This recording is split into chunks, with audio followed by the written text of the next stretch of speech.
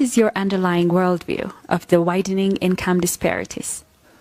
Well, currently the world is in chaos. There are lots of riots here and there. Fundamental upheavals are occurring in many parts of the world, governed by contrasting principles with regards to power, which conventionally known as political, economical and military power, and which seems currently converged into one.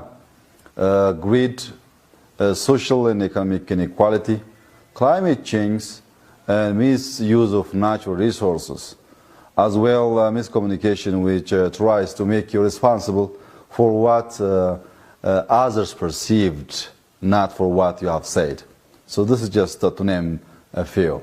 There are a few issues we could discuss pertaining to increasing income inequality despite our increasing GDP.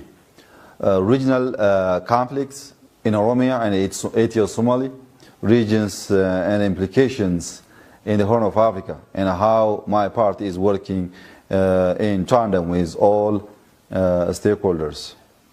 I will emphasize the need to resort to soft power and dynamic dialogue to achieve peace and security and overcome political disorder in the region.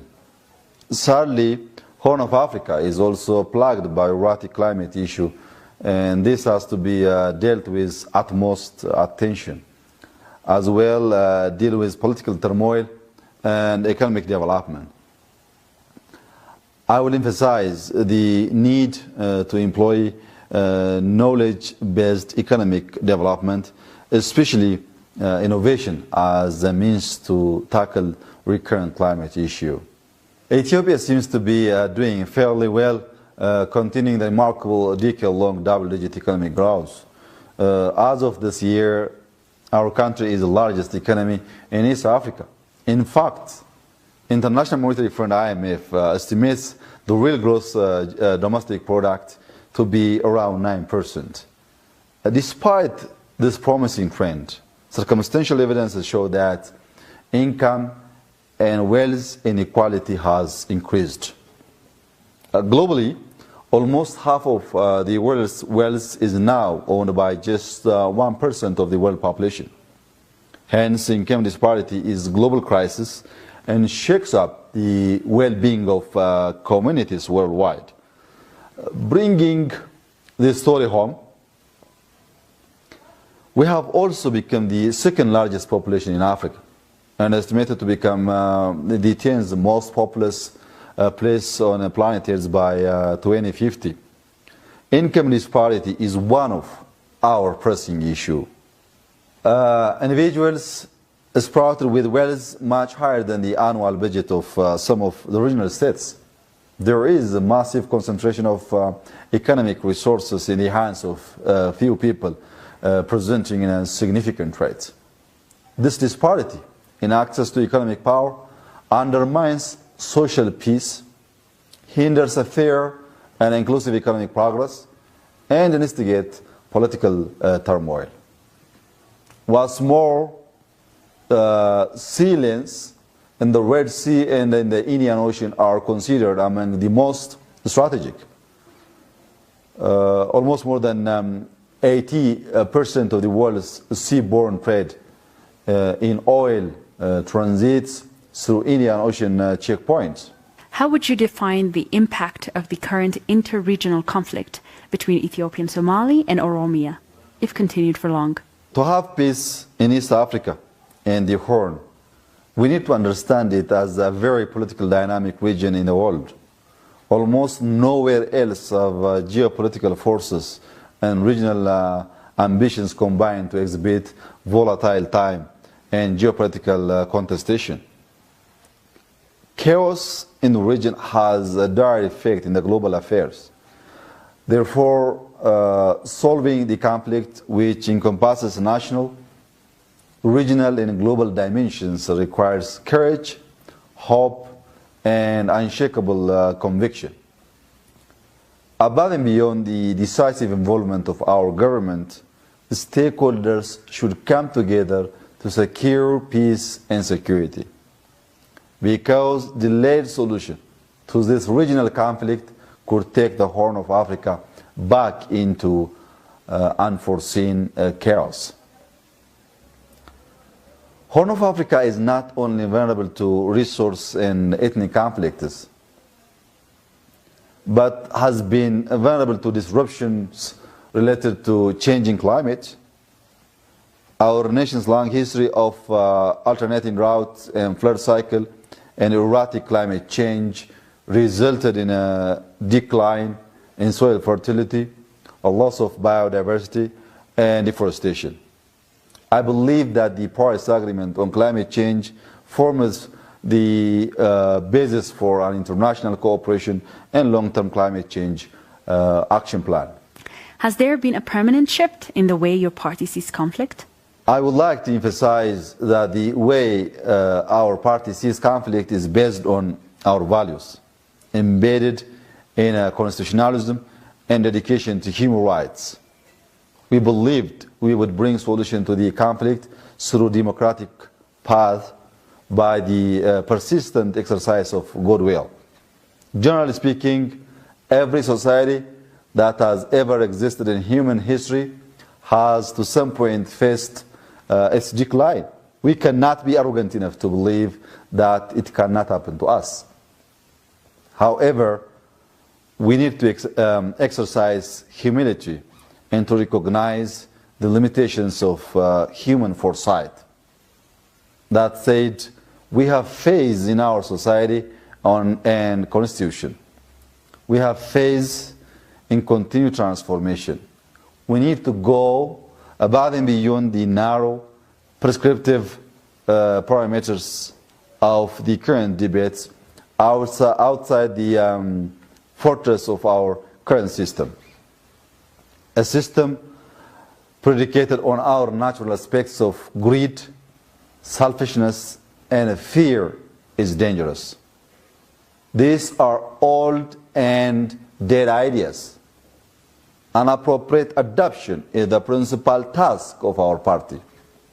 I impulsively believe that the Ethiopian public could be convinced, but our people need a different rhetoric.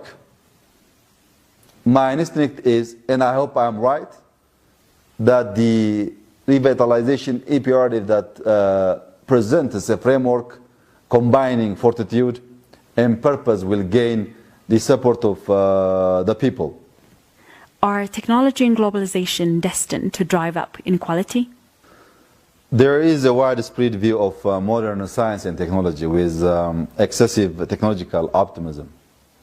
However, science and technology has both positive and negative impacts. For instance, increased communication gadget does not mean increased communication and understanding. Research agendas often disregarded the hardships faced by billions of impoverished people around the globe. I suggest that we should embrace innovation and research and development in our areas of expertise. We should apply our creative, adaptive, and capacities to all that we do. I think you're a hardcore believer in the importance of love and compassion for national stability. Can you share your worldview? I believe in evolutionary stability and natural adaptation. I do not believe anyone can even maintain a status quo eternity. Every single day, we need to devise a system in which change can be accommodated with empowerment. Fear and desire are the twin engines of human survival. These urges will imprison us if we let them. We should dwell on thriving and not merely surviving. The effectiveness of any power sources depends primarily on context, and we know that our current context requires soft power and not the hard power that exerts cards and sticks. Soft power empowers people, regardless of whether or not one agrees that such criticism are justified. It is increasingly clear that more public engagement is needed in order to address these barriers of distrust and not build more robust partnerships. If progress is to occur, any issue must, at a minimum, be openly and respectfully debated. If our objectives are legitimate, we are more likely to persuade other people to follow our lead without using threats and bribes. Militaries could be well suited to defeating states, but they are often poor instruments to fight conflicting ideas floating around intangibly. Today, in many instances, we bear witness to power becoming less tangible and the use of forces less effective. To sum up, it is easier to attract people to democracy rather than to coerce them to be democratic. Time may only be a human concept and therefore ultimately unreal. But what is irrefutably real is that this is a time for us to wake up. We need to be resilient. We need to collect our thoughts, to marshal our hopes, and to plant in our hearts a firm belief in our ideas. To genuinely make a difference, we must become different. Make the tiny, longitudinal shift. Meditate, direct our love indiscriminately and our condemnation exclusively at those with responsibility. In this context, nothing but only peaceful and participatory approaches are the way forward. Thank you very much.